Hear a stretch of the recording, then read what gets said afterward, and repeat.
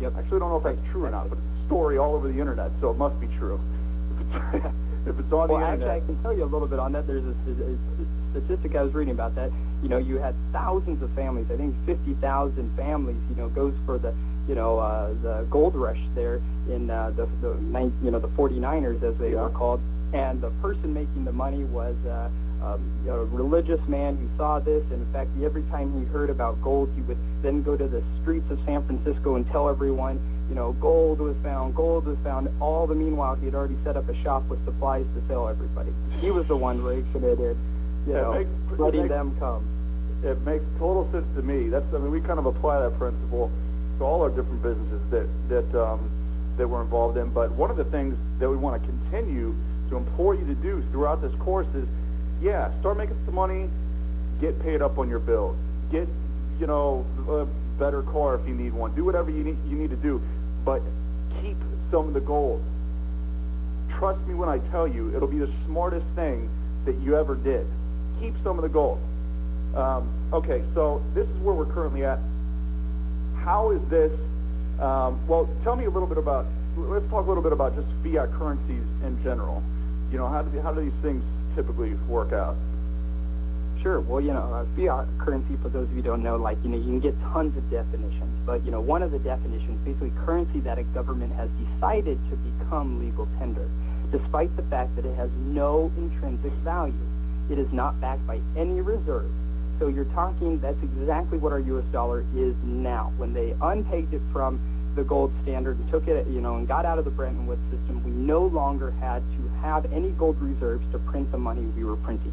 The only reason why, our dollars are worth anything is because people still have enough faith in it, and, we continue to get more debt. It's kind of a crazy system the way it works. But the one thing you'll learn as you learn anything about fiat money is that any fiat currency in the past has failed. It has always failed. Going back to Roman times, it does not matter. Any single one of the currencies experience the exact same problem that we experience today. It doesn't matter that technology's changed, doesn't matter that governments change. They all will still experience either hyperinflation, inflation, whatever that it is that leads to their demise. The fiat currency fails because people ultimately, through some choice that happened, the circumstances, whether it's war, whether it's excessive spending, leads to the government needing to print more and more money and people losing faith in it. Yep. Yeah, even the United States, most people don't know this, but we've already been through this before. The United States has already had two failed currencies, the greenback, the continental, or what was it? Is that the two that were? The continental. This old saying, it's not worth a continental. Yeah. So this thing just doesn't work. Everybody knows it. Anybody who knows anything about how money works, they all see this with eyes wide open. That's why every central bank in the world right now they're net buyers of gold. It hasn't happened in forever. They've always sold gold. Now they're buying it. Okay, there's a reason for that. So this is just the perfect time to be involved in this. How is this, Matt, though, different than in the past? I mean, this isn't the first time gold has spiked. Some people, kind of think this gold has reached its peak. It's just another kind of ebb and flow.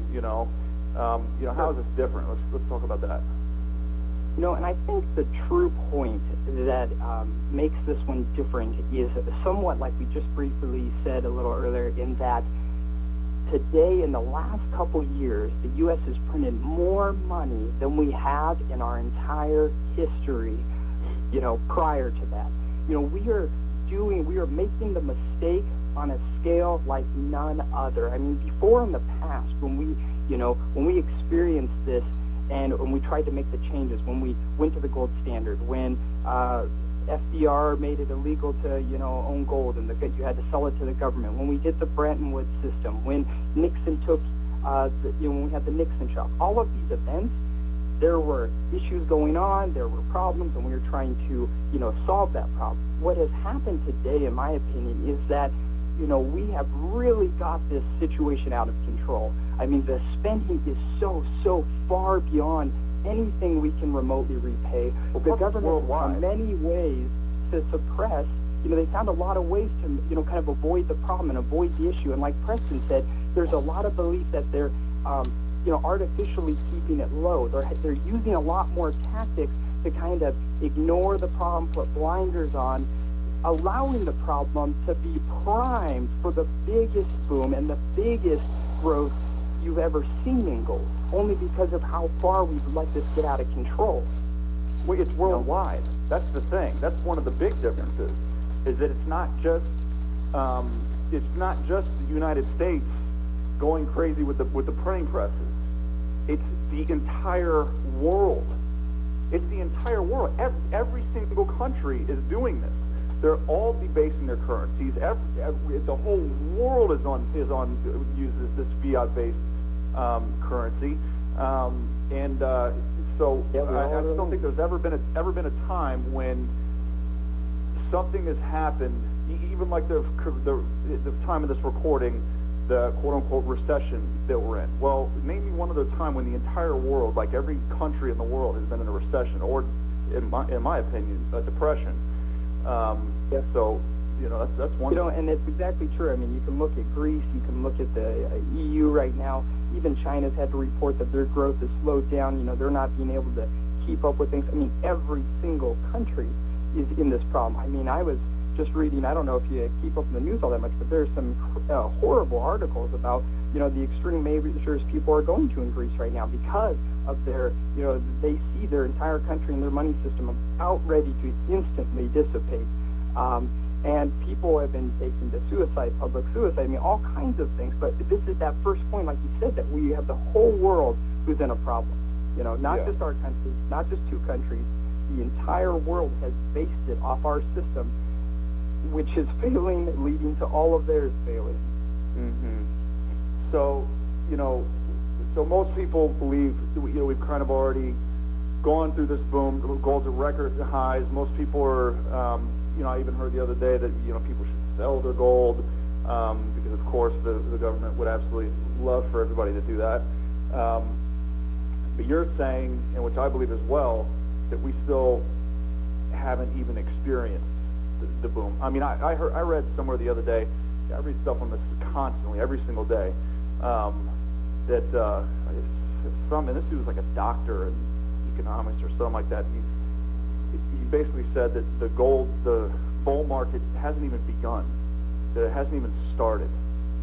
And it makes so much sense. I mean, it really does. Yeah.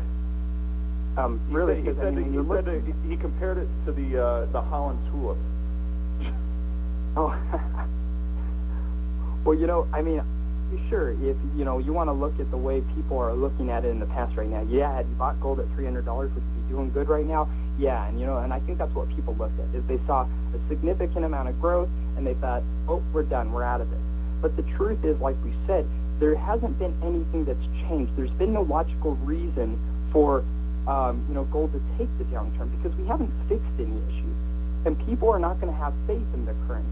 We haven't experienced the growth yet, because they're, like we said, postponing that problem, but you can't keep postponing it forever. At some point, everybody jumps on board, and they lose the faith in the currency, and they will only turn to that tangible asset that they know will still have value, that still has that worldwide value.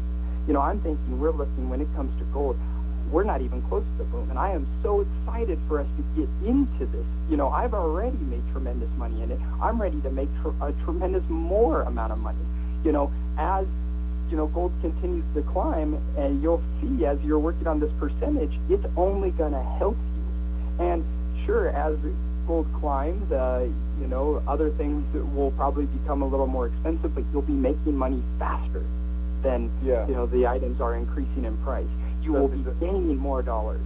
Yeah, and if you're keeping some of the gold, which, but we're going to keep ramming this into your head. Keep some of the gold. You're going to have to be working less and less. I read something the other day, actually yesterday would be that other day, that I just read this report. It said that, and I think I had heard this before, but Weimar Germany, their famous hyperinflation that they had right after in between World War I and World War II. You could take 1 ounce of gold, 1 ounce, that's 1 coin, and buy a downtown city block. Oh, They just let that register with everybody real quick. You could take one, and so this is the interesting part, is that he said, now, I don't know that we're going to hit Weimar-type hyperinflation, but definitely something close. Okay? Now, keep in mind, I'm telling you, whether you're listening to this now, as I'm speaking, as I'm recording this, or if you're listening to it 40 years from now, okay, it's irrelevant, because, like I said, whether gold's headed up, down, south, it doesn't matter. There will always be somebody willing to buy it.